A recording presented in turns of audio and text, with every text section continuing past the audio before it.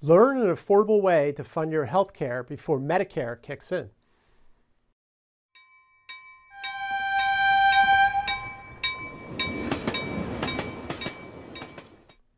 Welcome everyone to another edition of the Highball Advisors Railroad Retirement Whiteboard. My name's John McNamara of Highball Advisors, and today we're going to talk about, building that bridge of health care from the time you retire, maybe 60, 57, 62, 63, until Medicare starts, right? So Medicare can't start till 65. So some railroaders have to go out and find a healthcare solution, and one of them is to go onto the exchange, right? The Affordable Care Act, Obamacare, right? Where you go onto the exchange and you can go buy health insurance for you and your spouse, your family, that type of thing. Now, one of the things that they've been doing here since really, I think it was COVID 2020. So they did 2020, 2021, 2022, and now they've done it again, is this Premuim Tax Credit. So basically what we're looking at here is it allows you to purchase health insurance on the marketplace. It's called a Premuim Tax Credit, which is basically a subsidy to offset the cost of the insurance, of the health insurance, right?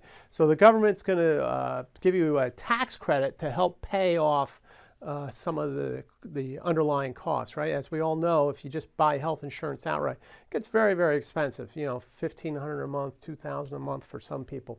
All right, so they renewed it for 2023. So it goes on an annual basis. It's not in there, but now we've done it for 4 years.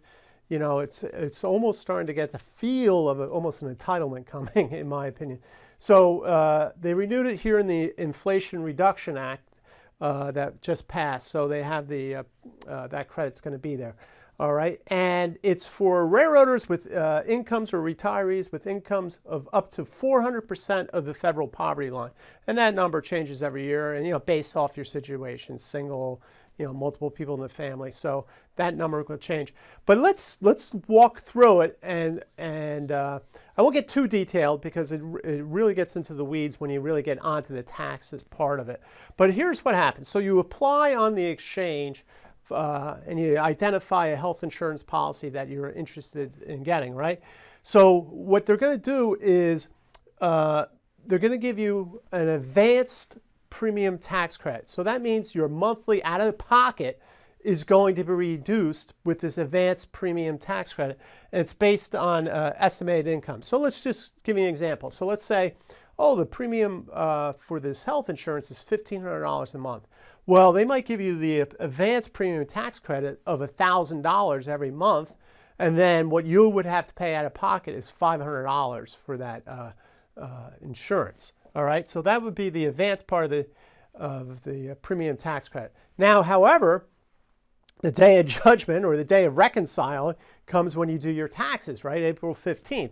So now when you file, you got to fill out a form 8962, and that's really in depth, and I won't get too much into it. But basically what they're going to do is, okay, well, you estimated your your income before. Now we want to know the exact premium tax credit, no longer advanced, now premium. So now it's going to be based on your actual income, right? And then we're going to see if you were correct on your estimation of income.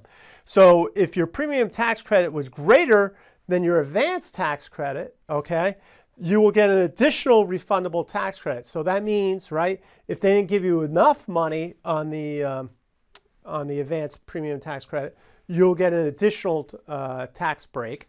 All right, and then likewise, if your premium tax credit is less than your advanced tax credit, okay, then you're going to have to repay that as a tax. And if you're really not close on it at all, there could even be possible penalties. So that's something you got to keep an eye on, right? It kind of gets a little bit in the weeds, but really a good program to help build that bridge to Medicare. So check that out. There's a lot really going on there, because if you really think about it from a tax planning perspective, depending upon your income, right? So this could also have to do with, hey, my IRA distributions. Now this is affecting my healthcare premium tax credits. So there's a lot going on there. So, like I say, tax planning is a very big important part of retirement, no doubt about that. So I hope you found this video helpful. I think it's definitely a great option for railroaders who are looking to build that bridge to Medicare. Click on the notification bell to get my latest videos, and please subscribe to my YouTube channel. Just passed 5,000 subscribers. Very excited about that. It's really great stuff. Reach out to me, if you're over 50, nearing retirement. We go through these issues on the Boarding for Railroad Retirement Assessment. Really great stuff there. All right, and until next time, everyone, please stay safe, stay on track, and take care. So long, everybody. Bye.